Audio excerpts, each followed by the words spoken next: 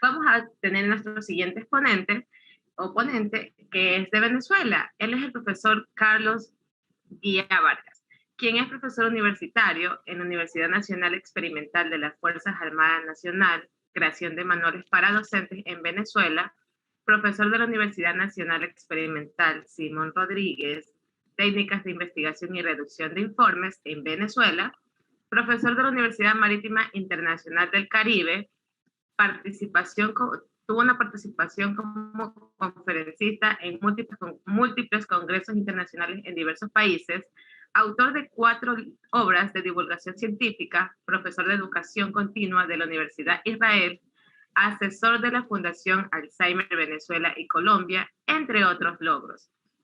El tema que hoy nos trae para explicarnos es mitos, sesgos y falacias en educación, un enfoque desde las ciencias que estudian el aprendizaje.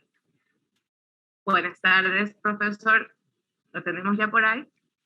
Sí, muy buenas tardes, Catherine. Muchísimas gracias. Bienvenido. Muchísimas gracias y un saludo a todos los colegas de Asociación Global. Y pues para mí un honor estar hoy compartiendo con ustedes, con el aval también de la Universidad de Israel, acá en un congreso para Ecuador. Así que pues todo un honor. Y para empezar, antes de presentar ya lo que sería la diapositiva, quiero por favor que todos vayan buscando un libro. Así que búsquense un libro por allí, por favor. Búsquense un libro porque vamos a hacer una actividad para empezar, ¿ok? Vamos a empezar con una dinámica. Así que por favor, búsquense un libro porque hoy vamos a hablar sobre mitos, sesgos y falacias en educación. Entonces, vayan buscando su libro porque vamos a hacer una pausa activa para empezar, ¿bien? Bueno, lo que van a hacer es que van a agarrar su libro y lo van a tomar con ambas manos de esta manera, ¿ok? Y vamos a hacer algo que hizo Ratatouille cuando se estaba salvando de esta señora que la quería matar, ¿ok? Esta famosa rata que cocinaba.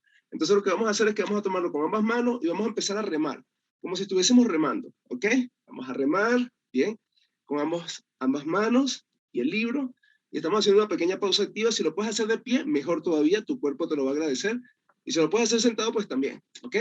Y mientras estás remando, quiero que por favor repitan después de mí las frases que voy a decir, ¿ok? Entonces, vamos con la primera frase. La música de Mozart nos hace más inteligente. La música de Mozart nos hace más inteligente, ¿ok? Otra frase que se escucha mucho por allí, muy bien. La gimnasia cerebral une nuestros hemisferios. La gimnasia cerebral une nuestros hemisferios. Muy bien. Otra frase, ¿para qué vamos a dictar contenidos si Google lo tiene todo? En la internet se consigue todo. A ver, muy bien, pero dejen de remar. Y esas frases que acabamos de escuchar y que ustedes acaban de repetir, seguramente las han escuchado y visto muchísimas veces por ejemplo, las redes sociales, en sus celulares, ¿ok? Y ahora la pregunta que tenemos que hacernos es, ¿esas frases que acabamos de decir ahorita son frases que cuentan realmente con algún tipo de fundamentación científica o son frases que suenan muy bonito, pero que cuando vamos a ver si tienen implicación científica, pues no hay? Entonces vamos a ver, ¿cuáles son esos mitos en educación? ¿Cuáles son esos sesgos y cuáles son esas falacias? Bien, entonces vamos a empezar con mitos en educación. ¿Cómo funciona el cerebro según la Internet y cómo funciona realmente? Bueno, según Internet se van a conseguir imágenes como esta, en donde van a conseguir un hemisferio derecho que es muy creativo, tipo hippie, ¿sabes? Muy colorido, de las artes, de la creatividad. Y un hemisferio izquierdo muy, tú sabes, programado, del lenguaje, de la matemática, analítico. Bueno, eso es un fake news. Eso no es verdad. No existe tal cosa como esto que acabamos de ver, sino que lo que existe es esto. ¿Ven? Esto es una neuroimagen y esta neuroimagen tomada por positrones lo que nos permite observar es que las redes sinápticas se conectan de manera vertical, horizontal, de atrás hacia adelante, de arriba abajo. Entonces, hay que tener mucho cuidado con lo que se busca en Internet. De hecho, cuando se va a buscar algo en Internet, deberíamos saber bastante sobre eso que vamos a buscar. No vaya a ser que caigamos en una página que sea una página que lo que hace es transmitir fake news, noticias falsas. Entonces, pues, al contrario de lo que pensamos, que creemos que a Internet deberíamos ir cuando no sabemos algo, es al revés. A Internet deberíamos ir cuando sabemos ese algo, porque de lo contrario, repito, podemos caer en páginas que no dicen para nada la verdad, sino que dicen cualquier cosa y nosotros no lo creemos porque no sabíamos previamente qué era. Así que un novato es muy peligroso que entre en Internet. Es mejor cuando entra una persona que es ducha en la materia. Y bueno, y para ser ducho en la materia, entonces, ¿qué necesitaríamos? Bueno, necesitaríamos ir sacando un poquito los mitos de la educación para empezar a retomar lo que sí nos dice la ciencia, que proporciona ventajas a nivel educativo. Muy bien. Entonces, leemos y escribimos con un solo hemisferio. ¿Eso será verdad? Recuerden que han dicho que, pues, del hemisferio izquierdo está la lógica, la lengua, la matemática, todo eso está ahí en el hemisferio izquierdo, mientras que el derecho es el creativo. Pero no, estas son neuroimágenes, ¿ok? En donde se puede observar personas leyendo, personas escribiendo y personas hablando dos idiomas, por ejemplo. Entonces, cada una de esas resonancias responde a una de estas descripciones que le acabo de decir. Y como se puede observar, se activan ambos hemisferios. Así como tenemos pares craneales, pues también tenemos pares cerebrales. Es que en realidad hay que tener mucho cuidado porque a veces, por ser entusiastas por esto del cerebro y por todo lo que se conoce sobre el cerebro, empezamos como que a decir cosas que no tienen mucho sentido, como por ejemplo, vamos a utilizar la memoria, es decir, vamos a utilizar el hipocampo. Sí, pero es que el hipocampo no funciona solo. Es decir, el hipocampo es un pequeño órgano dentro de unas estructuras más grandes. Entonces, no se pueden utilizar solo y únicamente la función ejecutiva, no se puede utilizar solo y únicamente el hipocampo, y no se puede usar solo y únicamente el hemisferio derecho. ¿Por qué? Porque todas nuestras redes sinápticas están interconectadas. Pero no solamente eso, es que no podrías utilizar solamente el hemisferio derecho, el hipocampo o las funciones ejecutivas sin tener los demás órganos del cuerpo. Y no solamente eso, es que no podrías utilizar estos pequeños órganos sin estos grandes órganos y además sin otras personas, sin medio ambiente, sin contexto, sin historia de aprendizaje. Así que es mucho más amplio, ¿ok? Ya vamos a hablar un poquito del cerebrocentrismo, que es algo muy peligroso, que está sucediendo mucho y cada vez más en muchas aulas, donde hay docentes que se convierten en un cerebrocentrismo, creyendo que el cerebro aprende o el cerebro enseña y ya va, que esto no es tan así. Neuromitos, vamos entonces a entender cómo no aprendemos, para luego saber cómo sí aprendemos, pero vamos ahorita a entender cómo no aprendemos. ¿Cómo no aprendemos? Entonces vamos a empezar con esto del 10%. Bueno, este es uno de los mitos más antiguos que existen, creer que usamos solamente el 10%, cuando en realidad tú sabes que tienes un cerebro que es apenas representa el 2% de todo tu cuerpo, pero consume el 20% de todas tus kilocalorías que consumes en los alimentos. Así que bueno, un órgano que consume tantas kilocalorías, un órgano que representa una reducción tan bárbara como un 2%, no podrías utilizar solamente el 10%.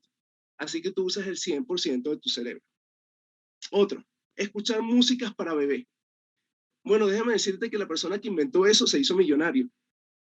Y se vendieron muchísimos CDs, muchísimos libros de que la música de Mozart podría ser más inteligente a tu bebé. Y no funciona así. De hecho, la investigación originaria de este mito es que se hizo una investigación con estudiantes universitarios haciendo origami. Entonces se les hizo escuchar a un grupo control, se les hizo escuchar música de Mozart y a otros no. Lo que demostraron es que los que escuchaban música de Mozart podían hacer el origami un poquito más rápido que otros. Esa investigación nunca se pudo replicar, solamente sucedió esa vez. Y era con estudiantes universitarios, no era con bebés. Bueno, de ahí en adelante se hizo esto del chisme. Se empezó a rodar la bola de que la música de Mozart te hace más inteligente. No era más inteligente, era solamente hacer origami. Y no eran en bebés, eran en estudiantes universitarios. Y no se pudo replicar. Es que ese es el tema cuando nosotros hacemos muy entusiastas y escuchamos algo por allí que nos suena bien y decimos, listo, música de Mozart te hace más inteligente. ¿Y por qué no la de Guns N' Roses? ¿Por qué no la de Iron Maiden? ¿Por qué no la de Silvio Rodríguez? Entonces, es un mito que se cae por sí solo. ¿Bien? Ok. Otro mito que tenemos por allí es creer que existen nativos digitales. Bueno, por estar creyendo semejante barbaridad, como que un niño nace con un chip incorporado donde ya sabe utilizar la tecnología, ahora existen, y esto sí es verdad, los huérfanos digitales. Jóvenes estudiantes de escuelas, de colegios, que llegan a la universidad y que no saben centrar un documento Word y utilizan la barra espaciadora para poder centrar un título. ¿Por qué? Porque estar creyendo que un niño nace con la capacidad y la habilidad de poder utilizar un celular por sí solo o un computador, cuando no es así. El detalle es que las personas que pudieron realizar este tipo de celulares de manera táctil y tan sencilla, pues pudieron también lograr que un mico pues pueda hacer algunas funciones. Así de sencillo es utilizar un celular, ¿ok? Así que cuidado con esto de los nativos digitales porque no existen. Ahora lo que sí tenemos son huérfanos digitales. Bien, esto de los estilos de aprendizaje, visual, auditivo y kinestésico. Fíjate que en Ecuador, para el Ministerio de Educación, es importante que los docentes hagan evaluaciones y diagnostiquen quiénes son visuales, quiénes son auditivos, quiénes son kinestésicos para planificar en base a eso. Y resulta que la evidencia científica nos dice que por ahí no es. Que por el contrario, hacer ese tipo de cosas no va a lograr que el estudiante aprenda más. Por el contrario, lo que puede hacer que un estudiante aprenda más es que el conocimiento que se le brinde sea multisensorial. Es decir, que pueda ser visual, auditivo, kinestésico, ¿ok? Que también puedes utilizar olores, que puedes utilizar una cantidad de cosas. Así que no porque sepas que un estudiante supuestamente es visual o auditivo, va a aprender más porque no funciona por allí. Hay bastante bibliografía al respecto y ya se las voy a dar también. ¿Ok? Seguimos. La gimnasia cerebral. Por favor, quiero que todos ustedes hagan conmigo un ejercicio de gimnasia cerebral y vean la barbaridad que llegaron a decir los creadores de esto. Coloquen un dedo pulgar así, delante de ustedes, y vean ese dedo pulgar y vamos a hacer lo que ellos denominaban un 8 acostado, que no es otro que el símbolo infinito, pero ellos le decían 8 acostado. Entonces, haga el 8 acostado y vea el pulgar, vea fijamente el pulgar. ¿Qué dijeron los creadores de gimnasia cerebral? Dijeron que este tipo de ejercicios pueden hacer que los estudiantes superen un trastorno del habla, un trastorno del lenguaje, un trastorno como por ejemplo es denominado el autismo. ¿En serio? Haciendo esto. Bueno, el gobierno de Inglaterra, Reino Unido, asumió que la gimnasia cerebral pues pudiese ser buena para los estudiantes y lo incluyó en el modelo educativo. Años después, tuvieron que pedir disculpas por haber creado falsas expectativas tanto en los representantes como en los docentes y en los propios estudiantes de algo que era totalmente falso y que no contaba con evidencia científica. De allí en adelante, Reino Unido aceptó un ministerio que se llama Ministerio de Ciencia y Tecnología para poder filtrar y no hacer otra barbaridad como esa. Así que bueno, la gimnasia cerebral, en ese sentido, pues no hace que superes ningún trastorno. Quizás tampoco sea malo que hagas este ejercicio, pero no vas a superar un trastorno ni tampoco vas a hacer que se integren ambos hemisferios, porque para eso está el cuerpo calloso, que es una forma de la anatomía cerebral que permite eso. ¿Ok? Seguimos. Multitasking, multitarea. Bueno, a veces pensamos que cuando estamos haciendo varias cosas, nos sentimos como que más útiles, nos sentimos mejores, nos sentimos como que más productivos, y no es así. Lo que hace un individuo es pasar de una tarea a otra, pero es que lo hacemos de manera tan rápida, lo hacemos en milisegundos, que creemos que estamos en los dos. Pero si yo en este momento estoy chateando y estoy hablando con ustedes, estoy viendo la presentación, créanme que no voy a ser tan productivo y quizás voy a decir una barbaridad. Y ustedes dirán, pero las mujeres sí pueden, ¿verdad? Porque yo he visto mujeres cocinando, atendiendo el teléfono, hablando con el marido. Bueno, déjeme decirle que el margen de error es alto de que puedan cometer algún tipo de problema, ¿ok? Así que no es ni en las mujeres ni en los hombres. En realidad no es multitarea, sino cambio de tarea. Así es como debería llamarse, para no creer que somos tan productivos, sino que lo que estamos haciendo realmente es cambiar de una tarea a otra y tomar en consideración esa responsabilidad. Bien. Esta pirámide famosísima que ha salido por muchas redes sociales compartidas, donde te dice que el 90% que aprendemos, ese se lo enseñamos a otros, pero que apenas un 5 o 10% es si lo lees o si lo ves. Bueno, si eso fuese así, habría que quemar los libros y las bibliotecas, porque entonces ¿para qué vamos a leer? Y no es así, porque el problema no está en que lo leas o que lo escuches, y vamos aquí a aclarar los dos mitos, el de los estilos de aprendizaje y el de la pirámide. El tema no está en que lo veas o lo leas o lo escuches. El tema está en la metodología que utilices, ¿ok? Por ejemplo, si utilizas una metodología como por ejemplo el distanciamiento o la evocación, en ese momento pues puedes aprender mejor, ¿ok? Así que lo que habría que hacer entonces es enseñarle a los estudiantes estrategias que cuentan con mayor solidez científica, mayores pruebas, mayores grupos control, y estas estrategias facilitarlas a los estudiantes para que la apliquen.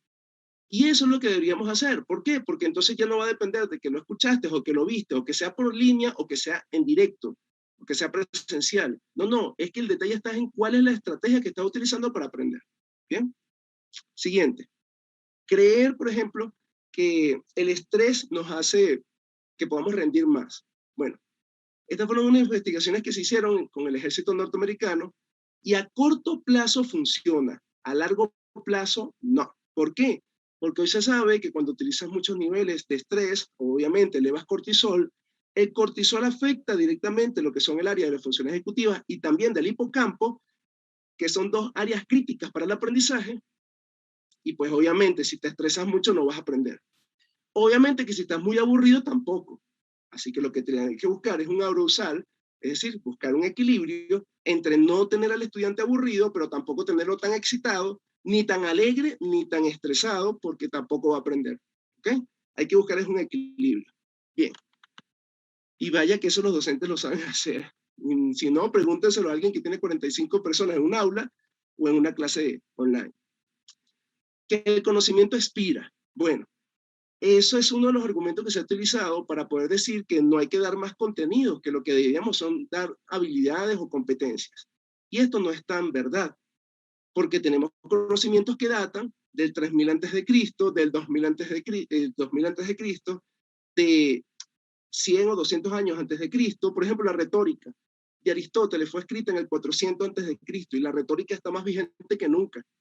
Hoy sabemos que el detalle cuando estamos dando un mensaje no está en el mensaje, sino en la conexión emocional de la persona que está dictando el mensaje con el auditorio, por ejemplo.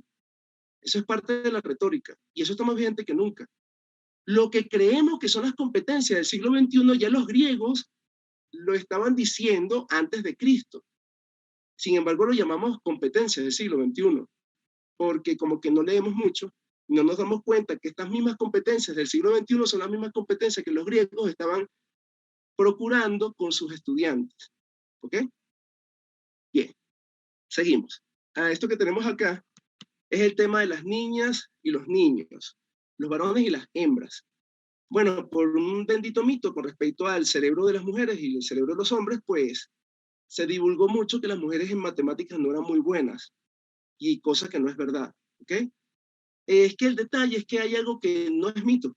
Por ejemplo, si tú buscas un hombre promedio y una mujer promedio, que los dos midan 1,75, que los dos pesen más o menos lo mismo, te vas a dar cuenta que el cerebro de la mujer tiene un 10% menos de cantidad, en cantidad es 10% menor que el del hombre.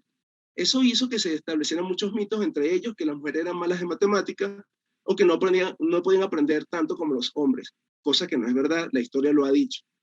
¿Ok? Así que hay que tener mucho cuidado con esto, porque sí es verdad que las mujeres tienen el cerebro un 10% menos tamaño que los hombres, pero eso no significa que tengan más o menos neuronas o que tengan más o menos conectividad o más o menos neuroplasticidad. Por ahí no va, ¿ok? Bien, otro neuromito por allí es el tema de que para qué vamos a dictar más contenido si todo está en Internet. Bueno, es que es verdad, todo está en Internet. En Internet hay antivacunas, en Internet hay tierra planista, en Internet hay fanáticos talibanes, en Internet hay de todo. Por eso les repito, si tú vas a buscar algo en Internet, procura de que seas experto en lo que vas a buscar, porque de lo contrario, la mayoría de las cosas que hay en Internet son cosas basura. De hecho, un 95% más o menos de lo que hay en Internet es basura. Y tú consumes esa basura cuando no sabes mucho sobre ese tema. Así que cuidado, porque satanizar los contenidos no es muy buena idea, ¿ok? El tema de las inteligencias múltiples en su momento sirvió mucho para poder descubrir que tenemos en realidad muchas habilidades, más no inteligencias, porque el primero que abandonó la hipótesis de las inteligencias múltiples fue el mismo Gardner, cuando dijo que, bueno, si él los hubiese llamado habilidades y no inteligencia, pues quizás no se hubiese ganado el premio de Asturias, Príncipe de Asturias, y tampoco hubiese vendido tanto sus libros. ¿Ok? Así que las inteligencias múltiples no existen, lo que sí existen es que tenemos múltiples habilidades, ¿ok? Y el problema con las inteligencias múltiples es que cuando tú le dices a un niño tú eres muy bueno en lengua, pero en matemática eres muy malo, pues puedes provocar la indefensión aprendida, ¿ok? Y esto es terrible, porque lo que vas a hacer es que este niño crea que de verdad es malo en matemática y pues no va a ser tan productivo en matemática. Cuando en realidad, si se le ofrecen las mismas oportunidades, se conecta emocionalmente con el profesor y aprende de las matemáticas que tiene un para qué, pues es posible que ese estudiante aprenda matemáticas, ¿ok? Porque tiene neuroplasticidad. ¿Bien? Ok, seguimos. Creer en la memoria. Mira, yo entiendo que tú creas en un pendrive, ¿ok? O una memoria flash. Perfecto, eso lo puedes creer. Pero en tu memoria, ahí sí hay un problema porque nuestra memoria está muy sesgada. De hecho, cuando se ha buscado personas que han sido testigos de un crimen, pues terminan no siendo tan fidedignas las cosas que dicen. De hecho, si hubo una grabación del crimen y buscan a varios testigos, pues estos testigos empiezan a decir cosas como que el color era de otro color que no era el color del asaltante, por ejemplo, en este caso, o que la estatura no era la estatura del asaltante en este caso, o que el color de piel no era de la del asaltante, y así sucesivamente. ¿Por qué? Porque nuestra memoria realmente no es como un documento Word que tú agarras, lo guardas y se guarda fidedignamente, sino que nuestra memoria es que cada vez que tú vas a relatar algo, por ejemplo, si vas a relatar el día que conociste a algún amor, pues cada vez que tú relatas eso, tú le agregas cosas y le quitas cosas, y te crees eso que le agregaste y le quitaste. Entonces ya tu memoria empieza a fallar. Así que cuidado con creer que la memoria es fidedigna porque no lo es, ¿ok? Esto de que las escuelas matan la creatividad no es verdad, ¿ok? De hecho, Sir Ken Robin tampoco lo dijo en el TED, él lo aclaró, ¿ok? Eso es un mito. Realmente no existe ningún estudio que avale de que las escuelas maten la creatividad, ¿ok? Eh, Así que con el tema de la creatividad, lo que puede suceder, y eso me preocupa muchísimo, es que sigamos creyendo que no hay que dar contenidos, sino que lo que hay que dar son competencias, y no entendemos que una persona será más o menos competente en cuanto a más o menos contenidos maneje. Me explico. Paul McCartney, cuando escribió Yesterday, fue porque él se durmió y cuando se levantó tenía la melodía en su cabeza. Pero es que él estudió música. Quizás yo me acuesto, me vuelvo a levantar y tengo una melodía en la cabeza y como no estudié música, yo no sé si eso, no sé qué es. En cambio, él sí, porque él tenía no solamente las competencias, sino los conocimientos. Así que vas a ser más creativo en la medida que más conocimientos tengas sobre ese algo. Y mejor aún cuando logres ligarte con personas que tengan conocimientos distintos a los tuyos. ¿Ok? Cosa que, por cierto, en las redes sociales es un problema, porque regularmente cuando alguien opina diferente a ti, tú lo que haces es bloquearlo. ¿Ok? Y no tomando en consideración las oportunidades que eso puede brindar. Creer que aprendemos mientras dormimos. Tremendo problema, tremendo error, de hecho. Eso ha hecho que muchas personas compren en Teletiendas 2000, por ejemplo, algún tipo de aplicación en donde se duermen y están aprendiendo supuestamente inglés. Estas personas creen que van a dormir y se van a levantar hablando inglés solo porque estaban escuchando eso. Bueno, pues algunos investigadores, ¿ok? Se han dado la tarea de explicar de que eso atenta contra el sueño. Y el sueño es vital para poder consolidar memorias. Por lo tanto, que tú te duermas escuchando algo, ¿ok? Por tus oídos, va a hacer que no tengas un mejor sueño, sino un peor sueño. Así que por favor, cuidado con eso, porque no aprendes cuando estás durmiendo, aprendes cuando estás despierto. En la noche lo que puede haber posiblemente, y eso se han hecho varias investigaciones con respecto a eso, es consolidación de memoria, ¿ok? Pero eso es distinto a aprender, ¿muy bien? Y un mito por allí, que es bien importante, que estamos ahorita hablando con personas que están representando escuelas y colegios, es el tema de repetir un curso. Bueno, hoy se sabe que cuando tú haces que un estudiante repita un curso, no es tan bueno como se pensaba para ese estudiante. Claro, y que tenemos que tomar en consideración algún tipo de características especiales de este estudiante, ¿ok? Pero en líneas generales no es bueno que repita el curso. ¿Por qué? Porque existe algo que se llama autoeficacia, que es vital para la motivación. Y la autoeficacia no es otra cosa que la creencia que tú tienes en tu potencialidad, ¿ok? Es decir, en tus competencias. Por ejemplo, los pájaros, cuando se ponen en los árboles, ellos creen en sus alas, ellos no creen en las ramas. La rama se podrá partir, de hecho, se parten muchas de las ramas donde ellos se paran, pero ellos no les da miedo, porque ellos no van a caer al piso. La rama sí, porque ellos tienen alas. Entonces, cuando tú haces que un estudiante repita un curso, tú estás minando automáticamente su autoeficacia y eso puede generar consecuencias negativas para este estudiante. Muy bien. Ahora sí vamos a hablar entonces, ya hablamos de mitos, pasamos a lo que son sesgos. Pero para poder hablar de sesgos es importante tomar en consideración que existen dos cosas distintas, que son las heurísticas y los sesgos. ¿Qué es una heurística y qué es un sesgo? Bueno, ahí está gráficamente representado. Fíjense que en la heurística tenemos una persona que está tomando un atajo. Es decir, que una heurística sería, por ejemplo, cuando yo voy a comprar un par de zapatos y regularmente yo sé que a mí me gustan son los zapatos que tengan una suela muy cómoda, ¿ok? Y que tengan un color más negro o gris, que no sean tan brillantes, ¿ok? Entonces eso sería una heurística. Yo simplemente me dirijo hacia los zapatos que cumplen con esa característica. Un sesgo es que yo sé que hay una marca de zapato que cuando yo me la compro, me lastiman los pies y vuelvo y me compro el zapato, que es lo que le está pasando en este momento a este payaso de los Simpsons, ¿ok?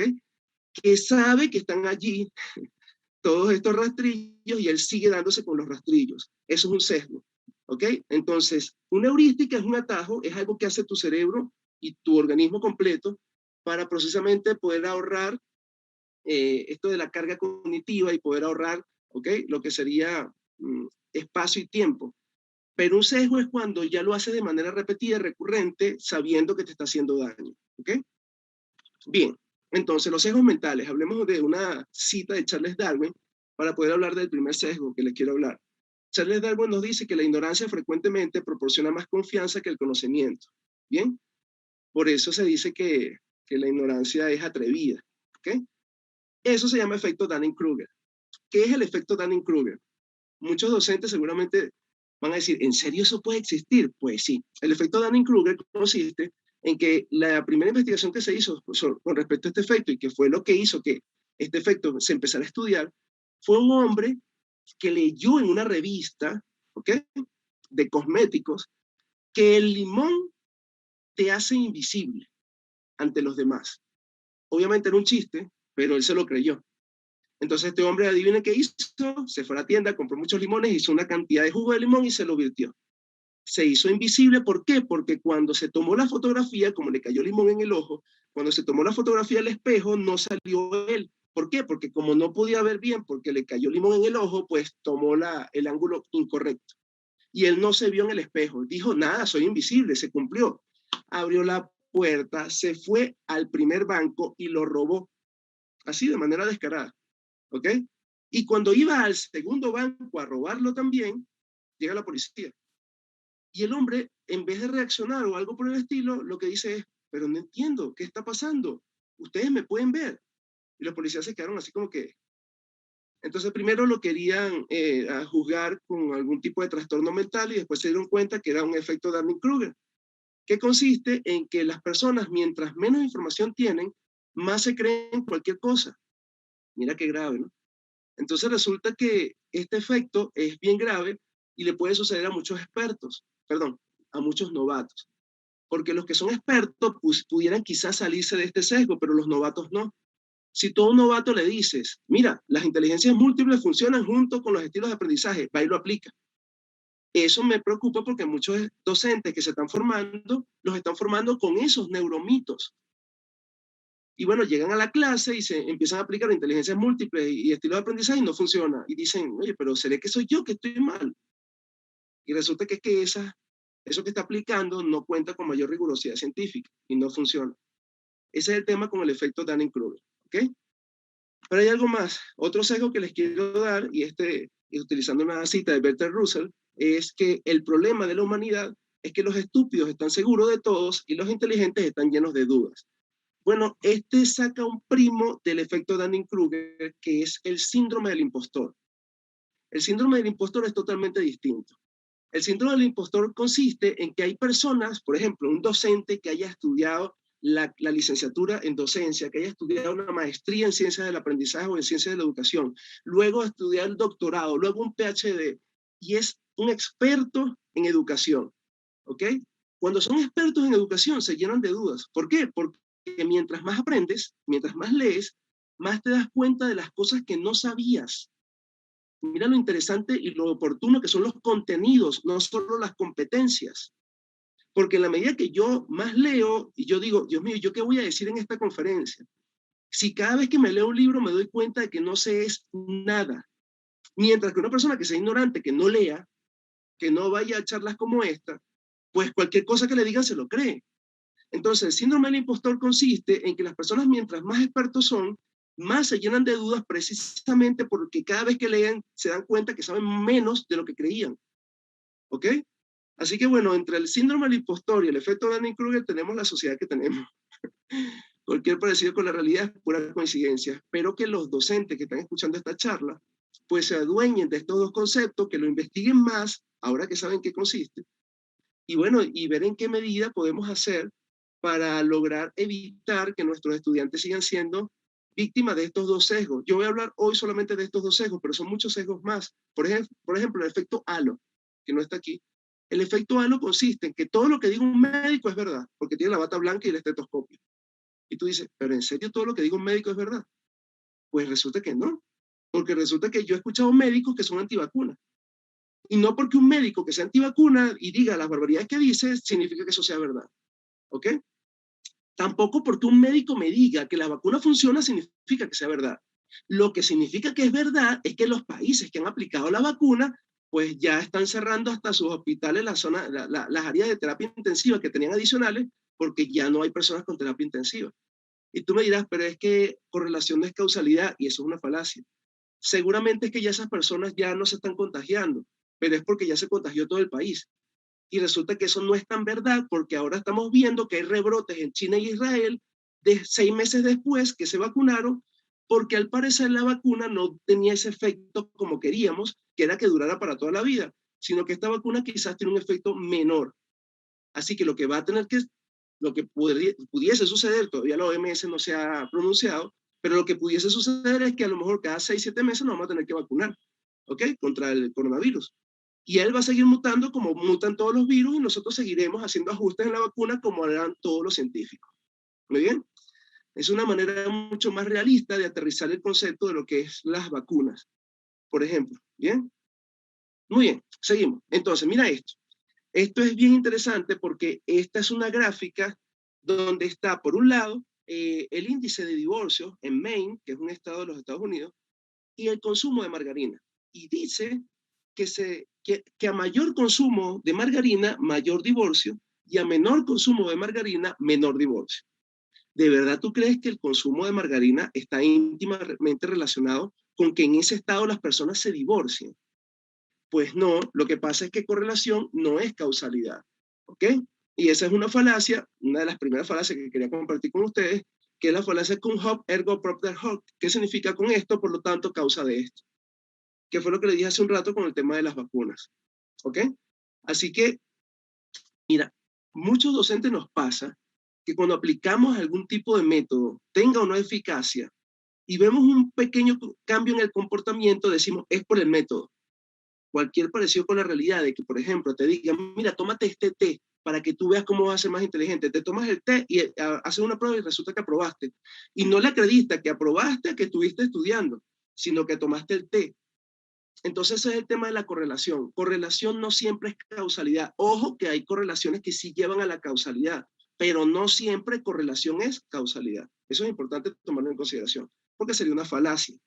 Ah, pero yo no les he definido qué es una falacia entonces, porque ya sabemos lo que es un mito es algo que tenemos arraigado, ¿ok? Con nosotros, y que desafortunadamente a veces no leemos lo suficiente o no tenemos lo suficiente contenido como para apartarnos de ello. Un sesgo es diferente a una heurística porque es recurrente en el tiempo y nos hace daño, y una falacia no es necesariamente no es necesariamente una mentira, pero tampoco necesariamente es una verdad. Como les puedo decir aquí, correlación no es causalidad, pero a veces sí es causalidad. Entonces, como les tengo que decir, no siempre es una mentira, pero no siempre es una verdad. Eso es una falacia. Entonces, la falacia se usa mucho para argumentar. ¿Para argumentar qué? Bueno, cada vez que nosotros decimos algo en las redes sociales, queremos argumentar para decir que tuvimos la razón. Para eso se usan las falacias. Pero hay que tener cuidado cuando se usan mal. ¿Ok? Y eso es lo que vamos a revisar hoy aquí. ¿Cuáles son las falacias educativas? Aquí hay otra interesante. ¿Qué es más importante en educación? ¿Contenidos o competencias? Y ustedes me dirán, bueno, si estamos en el siglo XXI, las competencias del siglo XXI, las mismas de la Grecia antigua, antes de Cristo. Mismas competencias, por cierto, ¿ok?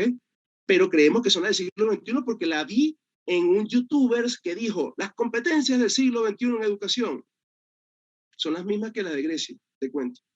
Ok, entonces, si respondiste que lo más importante son las competencias o si respondiste que lo más importante son los contenidos, no va por allí, porque competencias y contenidos están unidas.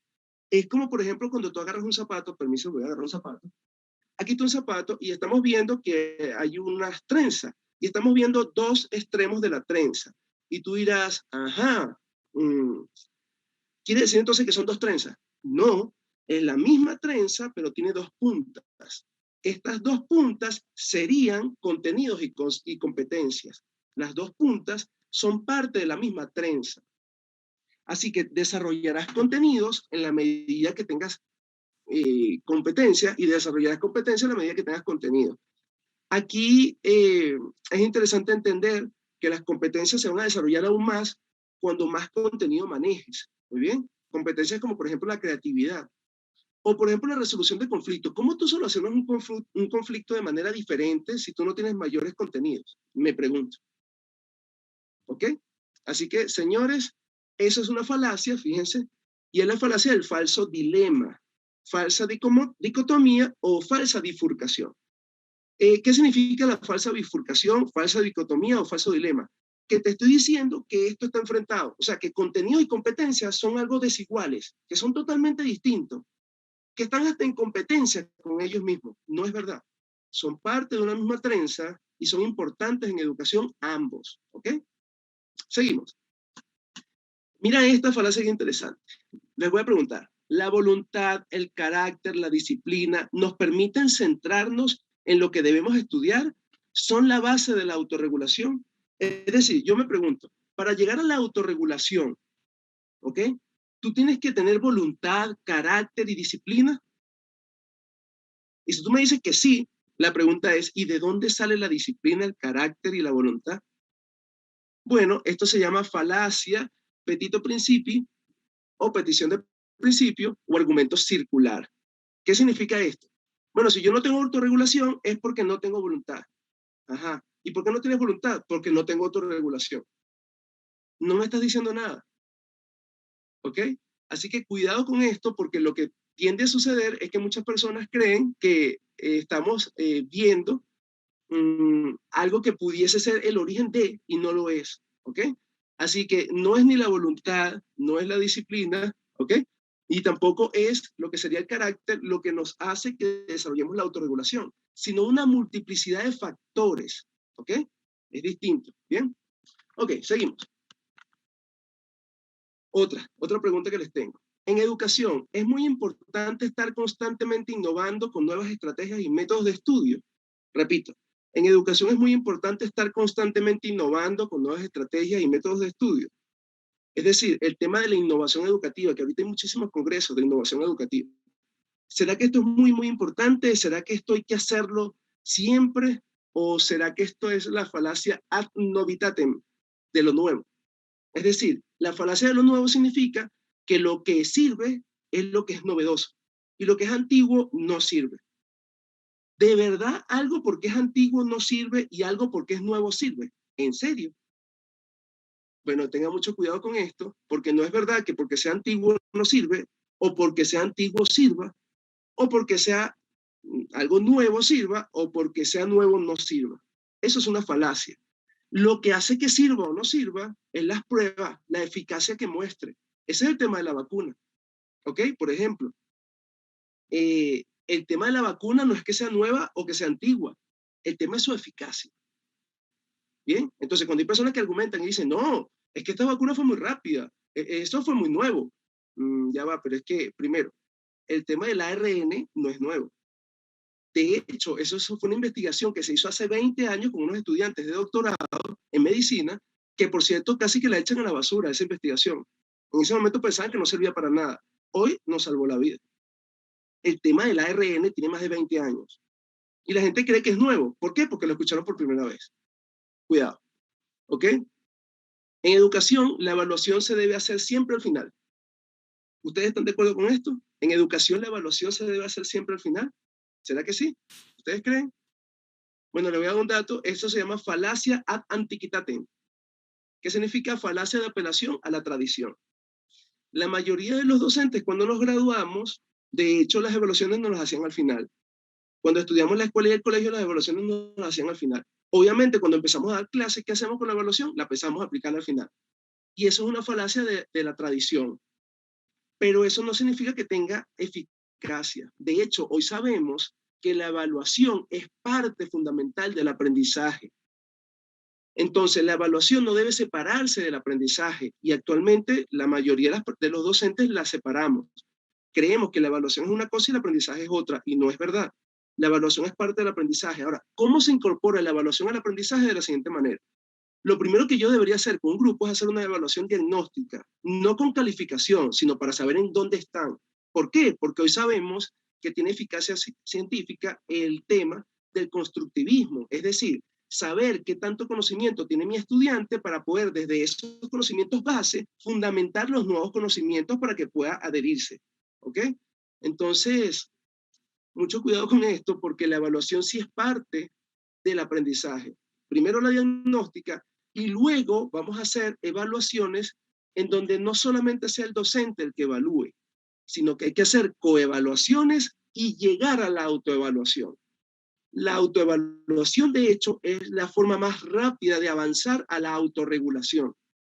Pero tú me dirás, pero es que cuando un estudiante se autoevalúa, se coloca siempre la máxima calificación. Obvio, porque no se sabe autoevaluar. Nadie le ha enseñado. Y entonces, ¿eso cómo se hace? Bueno, para que un estudiante aprenda a autoevaluarse, primero tiene que coevaluar, es decir, saber cuáles son los criterios, tengo que evaluar en los otros para luego aplicarme esos criterios a mí. Entonces, la mejor forma de llegar a la autorregulación es pasar por la coevaluación, la autoevaluación y llego a la autorregulación. Pero si tenemos un aula en donde el único que evalúa es el docente, estamos pasando esos métodos y seguramente no vamos a llegar nunca a la autorregulación, que es tan vital en la educación. Otra pregunta. En educación es sumamente importante entender al cerebro que aprende y al cerebro que enseña. Déjeme decirle que yo era uno de los que decía esto hace no mucho. Antes de la pandemia, yo era de los que decía, hay que entender el cerebro que aprende y hay que entender al cerebro que enseña. Yo de verdad creía que el que aprendía era el cerebro y el que enseñaba era el cerebro, y yo estaba obviando al organismo, yo estaba obviando al medio, yo estaba obviando el contexto. Tuvo que venir una pandemia para que yo empezara a estudiar con mayor profundidad y decir, pero de verdad, ¿es un órgano el que rige el aprendizaje y la enseñanza? ¿O es un conjunto completo? Entonces eso se llama falacia meriológica. Y la falacia meriológica es reducirlo todo a un órgano. En este caso, al cerebro. Entonces, es ser cerebrocentrista y decir, sí, el cerebro es el que aprende y el cerebro es el que enseña.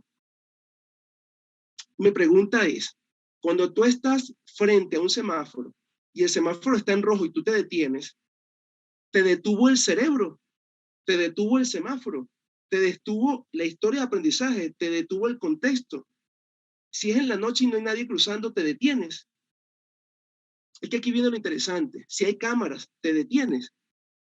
Entonces, lo interesante es que no podemos, y aquí es donde viene esta reflexión profunda, no podemos ser tan entusiastas y decir que todo depende solo de un órgano. Porque pregunto yo, ¿el cerebro funcionaría sin pulmón, sin corazón y sin estómago? ¿Y funcionaría sin los otros? ¿Y funcionaría sin medio y sin contexto y sin historia de aprendizaje? Pero tú me dirás, pero es que todo eso pasa por el cerebro. Obvio que pasa por el cerebro. Pasa por el organismo, de hecho. ¿Ok? Pero eso es importante lo que acabas de concluir. Pasa por el cerebro. No es solo el cerebro. Pasa por el cerebro. Porque el medio en donde yo estoy no es solo el cerebro. El contexto no es solo el cerebro. Los otros no es solo mi cerebro. Pasan por allí. Entonces, si queremos una educación más honesta y más centrada a lo que es la evidencia científica, por favor entender que no es el cerebro, sino que pasa todo por el cerebro. Y de hecho, eso de entender cómo funciona el cerebro es maravilloso, porque si todo pasa por el cerebro es importante saber cómo pasa la percepción, la atención, la memoria, ¿ok? Esos constructos, esos ejes cognoscitivistas en donde nos permiten entender cómo podemos obtener el conocimiento desde afuera. Entonces pasa por ahí, hay que entenderlo, perfecto, pero no es el cerebro el que lo hace todo. Cuidado. No funcionaría solo en una lata o en una caja metido allí. ¿Ok? Otra pregunta. ¿La pandemia ha permitido que la educación llegue a todos mediante recursos digitales? Seguramente más de uno de ustedes me dirá, no, Carlos. Eso sí no es verdad, porque muchos estudiantes no tuvieron los medios. Algunos porque no tenían ni siquiera un celular o una laptop, una tablet, y a otros porque no tenían ni siquiera cómo pagar el internet. Entonces eso es la falacia del superviviente. ¿Ok? Entonces la falacia del superviviente dice, si yo lo logré, tú lo puedes lograr también. No es verdad, porque yo tengo una genética diferente a la tuya, un contexto diferente al tuyo, un medio diferente al tuyo, una historia de aprendizaje diferente al tuyo. Entonces no es verdad el tema de que si yo puedo, tú puedes. Tú no tienes el mismo umbral del dolor que tengo yo, ni siquiera. ¿Ok? Ni mis experiencias, ni la forma como me crió mi familia, o la forma como interactué con mi escuela.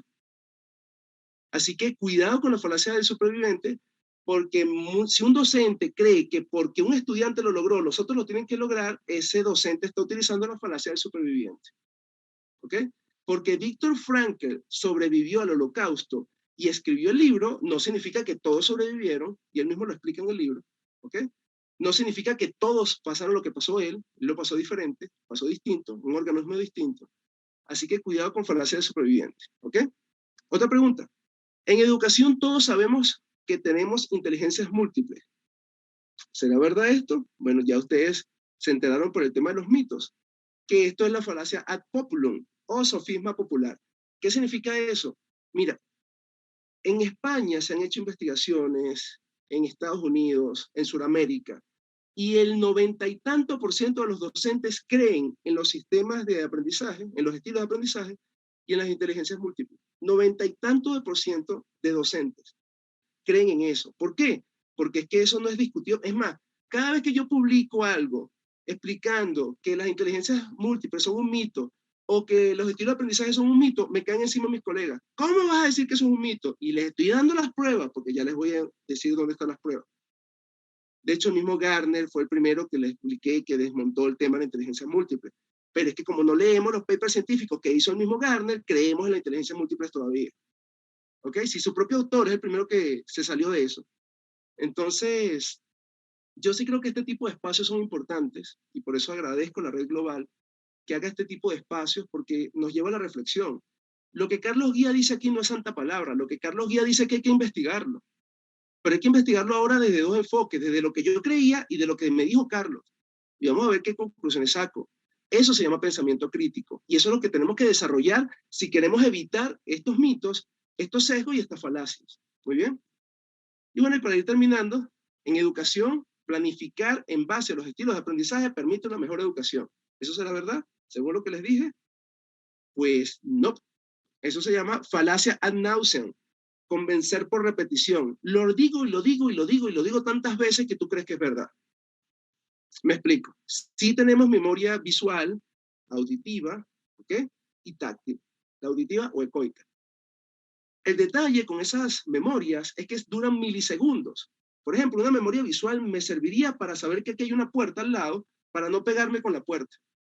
Una memoria ecoica me serviría para saber que llegó un mensaje y contestarlo, pero después se me olvida.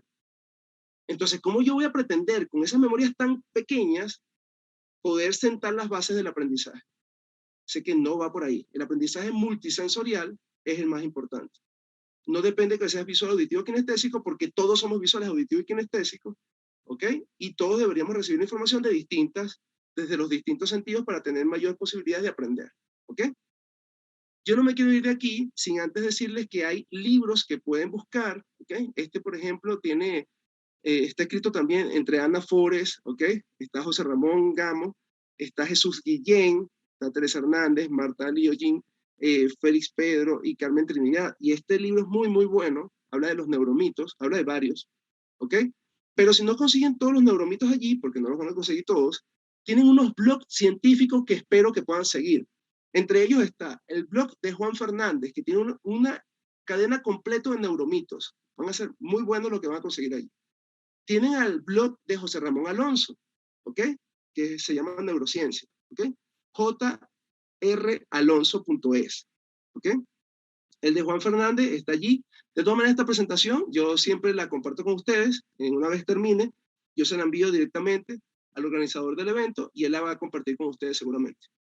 Está un blog que les recomiendo muchísimo, ¿okay? Que es una neuropediatra excelente que se llama María José Mas, que tiene una cantidad de mitos que desmonta, que bueno, pues, ¿okay? Es impresionante, es muy buena, de verdad. Mitos, por ejemplo, asociados con la adolescencia, con la niñez, que yo no abordé aquí, ella los aborda en su blog, así que por favor seguirlo. Se llama Neuronas en Crecimiento, neuropediatría.org. El blog del mismo Jesús Guillén, donde vas a poder conseguir el tema de las inteligencias múltiples y el de los estilos de aprendizaje. En el blog de Jesús Guillén, te lo recomiendo, aparece el propio video de Gardner explicando el tema. En video, para los que no les gusta leer el paper científico del mismo Gardner, pues pueden ver el video. Y también tienen canales de divulgación que no solamente están, como pueden observar, no solamente están aquí en blog, sino que también hay en YouTube, para los que les gustan más los videos, más que leer, aunque yo les recomiendo, a mí me preocupa muchísimo un docente que me diga, yo prefiero que esperar la película que leerme el libro. Caramba, me preocupa mucho porque los docentes deberíamos leer y deberíamos leer mucho, ¿ok? Entonces, canales de divulgación científica sobre el cerebro, tenemos a Cerebrotes, Antroporama, que es excelente, ambos son dirigidos por dos chicas, ¿ok? Fíjate que este tema de que las mujeres no son menos inteligentes o que no saben matemáticas, eso es falso. Estas dos mujeres son excelentes divulgadoras científicas y son profesionales, ¿ok? La hiperactina es buenísima, otra mujer. Fíjense, ya les estoy dando 3 canales de YouTube de mujeres y Quantum Fracture, que es de un hombre, ¿ok? Es un joven, por cierto. Es muy bueno, es un físico. Les va a gustar mucho esos canales de YouTube para que por favor también los busquen y desde esos canales poder ver primero desde allí qué dicen ellos y desde ahí buscar en internet. Porque hay personas que me dicen, pero Carlos, tú acabas de decir algo. Acabas de decir que deberías ser un experto antes de buscar en Google o en internet. ¿Y yo cómo puedo ser un experto en todo? Bueno, pero es que tú puedes buscar a los que sí son expertos en algo y desde allí empezar a buscar al resto, ¿ok? Tener como la referencia. Bien, entonces, en conclusión de mi disertación, la apuesta es por desarrollar el pensamiento crítico, lo que nos alejará de los mitos, sesgos y falacias en educación. ¿Qué es el pensamiento crítico? El pensamiento crítico viene de la palabra cribar. ¿Y qué es cribar? Bueno, cribar es un aparato que se utilizaba para separar el grano de la paja, ¿okay? El trigo de la paja. Y eso es lo que tenemos que empezar a hacer. Tenemos que buscar hacer nosotros mismos nuestro propio aparato que pueda separar la paja que hay en Internet del grano, de lo que verdaderamente es importante, de lo que verdaderamente es real. Eso deberíamos hacer. Y eso no se desarrolla espontáneamente. Esto se desarrolla con la lectura, ¿ok? Con el incentivo diario, con la motivación, con la autorregulación, ¿ok? Se desarrolla con autoeficacia. Así que son muchos los aspectos que tenemos que considerar para poder desarrollar el pensamiento crítico, que no es espontáneo, repito, se aprende, ¿ok? Y pues bueno, aquí les dejo un pensamiento final y mis redes sociales, mi contacto telefónico también para el WhatsApp, ¿ok? Humildad en educación no significa que yo no sepa, sino que los que están a mi alrededor puedan enseñarme algo, ¿ok? Así que para mí ha sido un verdadero honor compartir con ustedes, espero sus preguntas y pues espero que también me puedan seguir en las redes sociales, yo por allí me la paso divulgando neuromitos y van a poder ver que parezco el Grinch de la Navidad, cuando algunas personas que creen en alguna cosa de esta, pues se ven después y dicen, ya, pero esto era un mito, en serio, y se sienten muy mal. Y créanme que no es bonito hacer sentir mal a los demás. O sea, es una tarea, de hecho, una responsabilidad fuerte, pero hay que hacerlo, ¿ok? Así que bueno, Catherine. Muchísimas gracias, profesor, por su ponencia. La verdad es que estaba muy interesante, me dejó muy intrigada eso del síndrome del impostor, que la verdad es que aquí todos, al menos en mi país, se usa bastante ese síndrome. Sí, en realidad, estos síndromes, de verdad que cuando las personas escuchan por primera vez tanto el síndrome del impostor como lo que es el Dunning-Kruger, se sorprenden muchísimo y dicen, ¿de verdad puede existir eso? Pero es que te cuento, Catherine, no solamente eso, existen otro tipo, por ejemplo, de trastornos. Por ejemplo, un trastorno alimenticio que muchas personas consideran es la anorexia, en donde hay personas que se ven en un espejo y se ven más gordos de lo que son, y están delgaditos y se ven obesos. Entonces imagínate cómo la percepción juega allí un papel interesantísimo y por eso es tan importante conocer al cerebro, pero conocerlo no solo desde lo que diga una red social, sino desde lo que dicen los verdaderos expertos. Eso es importante. Bueno, sí, tiene toda la razón. También me llamó la atención lo de los médicos sin agujas, algo así dijo usted de Ah, los sí, médicos. sí, claro. Es que fíjate, la falacia de autoridad, ¿ok? Es una falacia que consiste en que si yo veo a una persona, también se llama la falacia del efecto halo, el sesgo del efecto halo o falacia de autoridad. Se puede denominar de las dos maneras. ¿En qué consiste? Si yo veo a una persona que tiene una bata blanca y un estetoscopio, si yo veo que él dijo algo, eso tiene que ser verdad. Y no es verdad, porque es un médico. Igual un sacerdote. Si un sacerdote dice algo, bueno, es un sacerdote, no es la iglesia. Y si un médico lo dice, no Exacto. es la medicina, es un médico. Y así sucesivamente.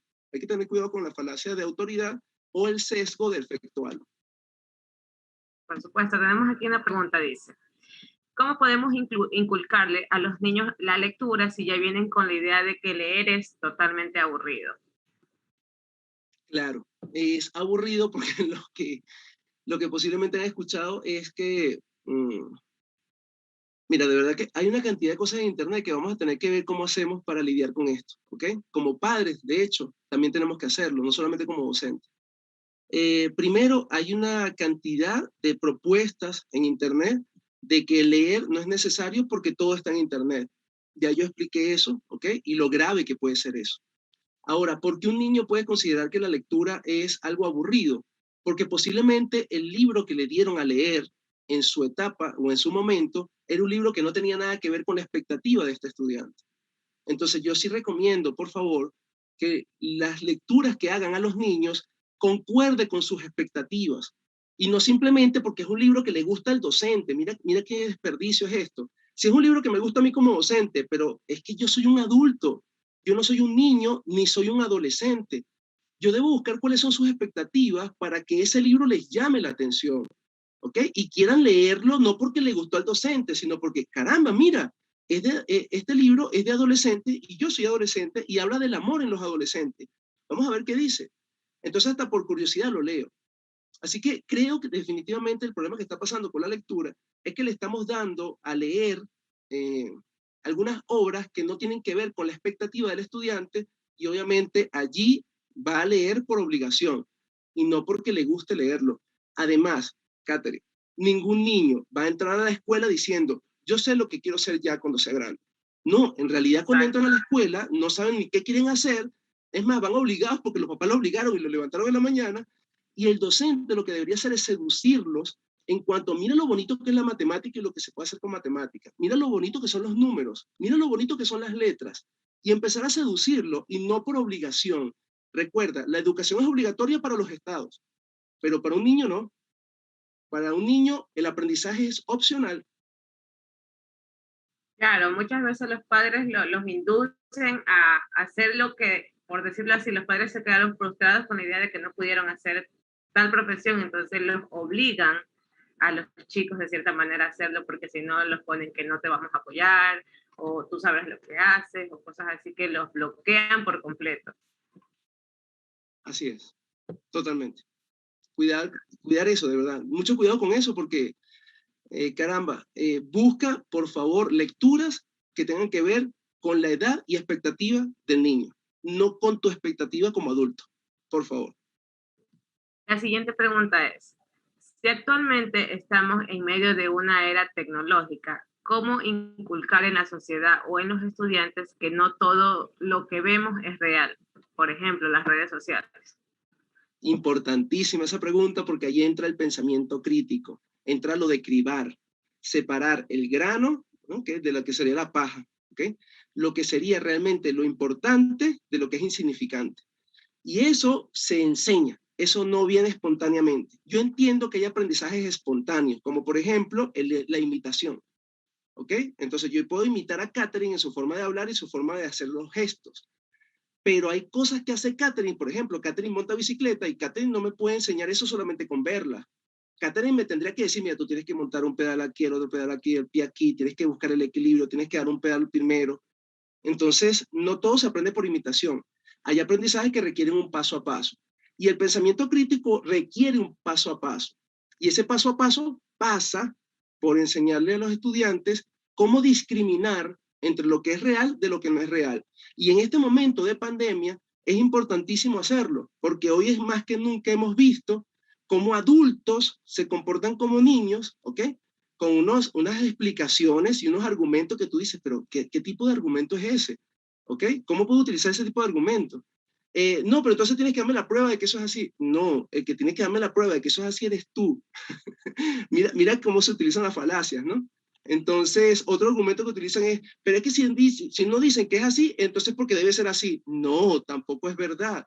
Es decir, mira, si yo, por ejemplo, no puedo darte las pruebas científicas de que Dios existe, entonces tú no me puedes decir, bueno, como no tienes la prueba científica, entonces Dios no existe. No, no funciona así, ¿ok? Entonces, lo que sí hay que hacer es enseñar desde muy pequeño a aprender a discriminar, a desarrollar ese pensamiento crítico. Y se desarrolla con la lectura, y se desarrolla con la coevaluación, y se desarrolla con la autoevaluación que te llevará a la autorregulación, ¿ok? Así que esos son los pasos. No se desarrolla el pensamiento crítico con pensamiento crítico, sino con otras estrategias que te llevarán a tener un pensamiento crítico. ¿Ok? Ok, profesor, muchísimas gracias por su ponencia, por su tiempo y su dedicación para estar hoy en este increíble congreso. A nombre de Gracias AEG a ti. Ecuador le damos las gracias. Dígame. Gracias a ti, Catherine, gracias a la Red Global, gracias a la Universidad de Israel y gracias a ustedes por tener estos espacios tan bonitos en donde muchos docentes pueden colocar sus piezas y ver las piezas de otras personas y luego discriminar con qué piezas me quedo. Muchas gracias, de verdad. ¿Alguna última recomendación que nos quiera dar? Sí, por favor, recuerda que la educación, repito, para los estados es obligatoria, para los niños no. Es importante entender que una cosa es enseñar y otra cosa es aprender. Por lo tanto, si yo quiero que mi estudiante aprenda, lo que yo tengo que hacer es buscar cuáles son sus expectativas, cómo puedo motivarlo desde afuera, porque el que va a aprender en última instancia va a ser el niño, adolescente o adulto que está allí atrás de la pantalla o allí sentado presencialmente. Muchísimas gracias. Gracias a usted, profesor.